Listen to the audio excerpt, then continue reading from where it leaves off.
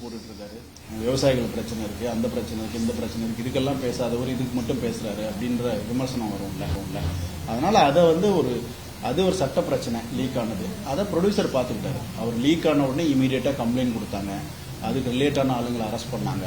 அவங்க போலீஸ் விசாரிச்சாங்க, யார் பண்ணதுன்னு கண்டுபிடிச்சாங்க. அவங்க மேலே தண்டனை, அவங்களுக்கு குண்டாஸ் போட்டிருக்கு, கேஸ் நடந்துகிட்ருக்கு. நிறைய வாட்டி வந்து அவங்களோட பெயில் ரிஜெக்ட் ஆகிருக்கு. ஸோ அது எல்லாமே உங்களுக்கு தெரியும். ஸோ அதனால் இதில் விஜய் சார் இன்வால்வ் ஆகிறது வந்து மேலும் அந்த விமர்சனங்களை டீவியேட் பண்ணுன்றதுனால அவர் இன்வால்வ் ஆகலைன்னு நான் நினைக்கிறேன். இது என்னோட இதே தான் சார் இப்போ 1 நேரமாக சொன்னேன். கஷ்டம்தான், கடந்துட்டோம், அவ்வளோதான் சார். இப்போ அந்த கரூர் சம்பவம் மாதிரியே விஜய் சார் வென்றதுக்காக தான் இணையத்தில் வந்து சட்டவிரோதமாக அவங்களே லீக் பண்ணி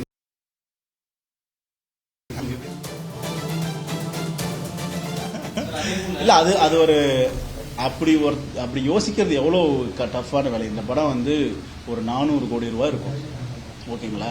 400 கோடி ரூபா படத்தை ஒன்று வேணும்னே லீக் பண்ணுறதுன்னு வச்சுக்கோங்க. சரி, அப்படி ஒன்று நடந்தால் அதை கண்டுபிடிக்கிறதுக்கு அப்போ இருந்த அவர் அரசியல்வாதி இல்லை, அவர்கிட்ட இன்ஸ்டிடியூஷன்ஸ் இல்லை, அவர்கிட்ட ஸ்டேட் இன்ஸ்டிடியூஷன்ஸும் இல்லை, சென்ட்ரல் இன்ஸ்டிடியூஷன்ஸும் இல்லை.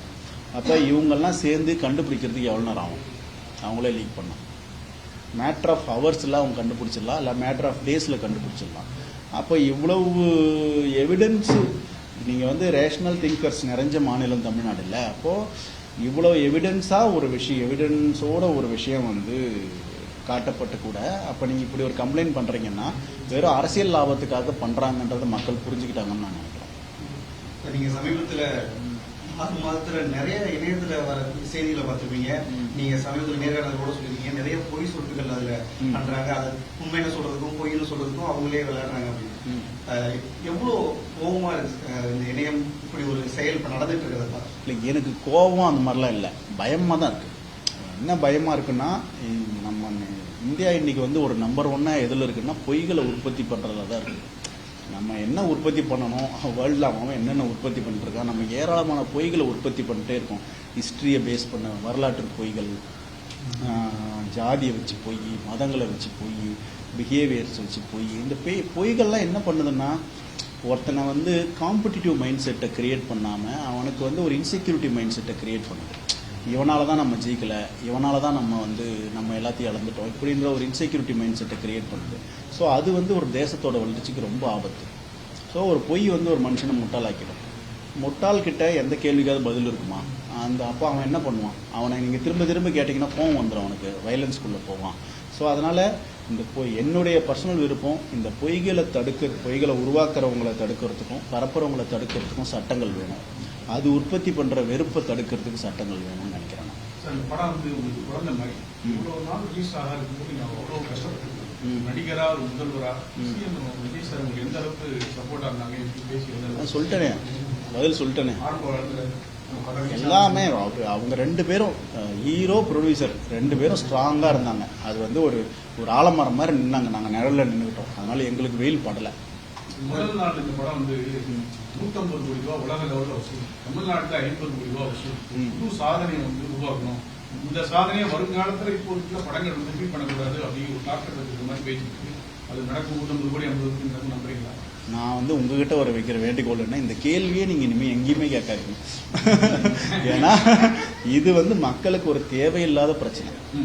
அவங்களுக்கு அந்த படம் என்டர்டைனிங்கா இருக்கா, ஒரு எஜுகேஷனலாக இருக்கா, அந்த படத்தில் அவங்க என்ன தெரிஞ்சுக்கிட்டாங்க, அவங்க லைஃப் அது ஏதாவது பெட்டர் பண்ணிச்சா, அதுதான் நம்ம விவாதிக்க வேண்டிய விஷயம்னு நினைக்கிறேன். நீங்கள் அதை தான் கொண்டு போகணும்னு நான் நினைக்கிறேன்.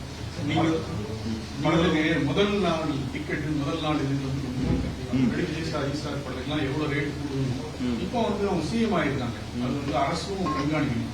ஒரு லஞ்சம் வாங்கினா அந்த நம்பர்லாம் பேசுங்க அப்படிங்காங்க. அதே மாதிரி முதல் நாள் டிக்கெட்டோ, அந்த முதல் ஷோ டிக்கெட்டோ அதிக விலைக்கு விட்டா இதெல்லாம் புகார் பண்ணுங்க, நடவடிக்கை எடுக்குன்னு அறிவிப்பாங்க. அது நீங்க என்கிட்ட கேட்டா எப்படி? நான் சம்பந்தப்பட்ட ஆளுகிட்ட கேளுங்க, அவங்க பதில் சொல்லுவாங்க. இல்ல அது ப்ரொடக்ஷன் தான் தெரியும், எனக்கு கரெக்டான நம்பர்ஸ் தெரியல. லக்கி சாமா தயாரிப்பாளர் வந்து டெல்லி பிரதிநிதி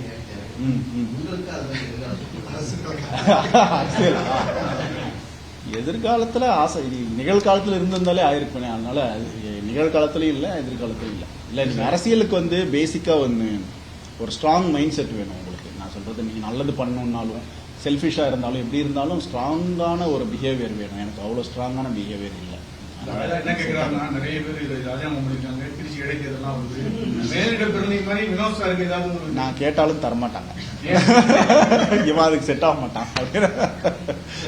ஊடகத்துறையில இருந்து வந்திருக்கீங்க, அவர் அரசியல் போராடி கடைசி படம் நீங்க அவரோட ஒர்க் பண்ணும்போது அரசியல் சார்ந்த விவாதங்கள் அவர் கூட இல்ல இல்ல நான் வந்து மொத்தமாவே அரசியல் அவர்கிட்ட ஒரு 2 வார்த்தை முதல் மாநாடு போட்டப்ப ஸ்பீச் நல்லா இருந்தது சார்னு சொன்னேன், அவ்வளவுதான். அந்த மாதிரி ஏதாவது ஒரு நல்லா இருந்தது அப்படின்ற ஏதாவது ஒன்று சொல்லுவேன், அவ்வளவுதான்.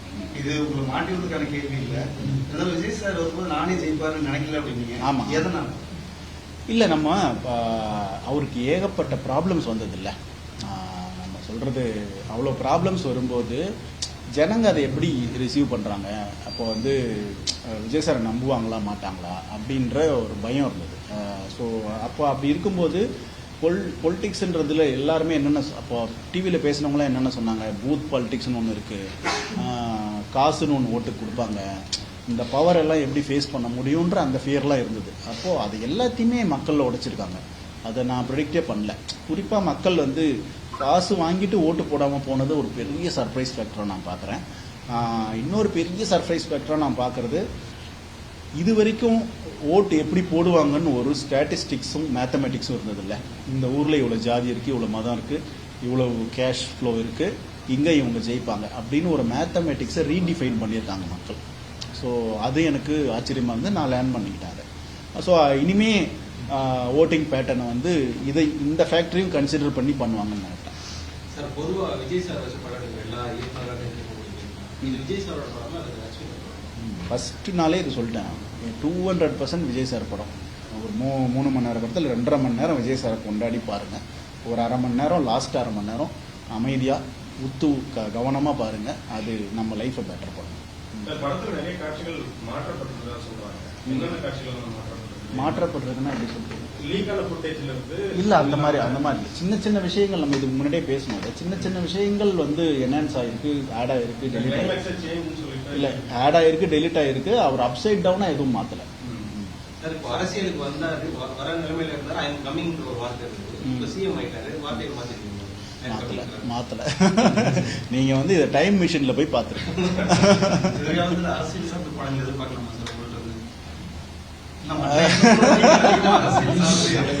அது ரிலீஸ் ஆகுமா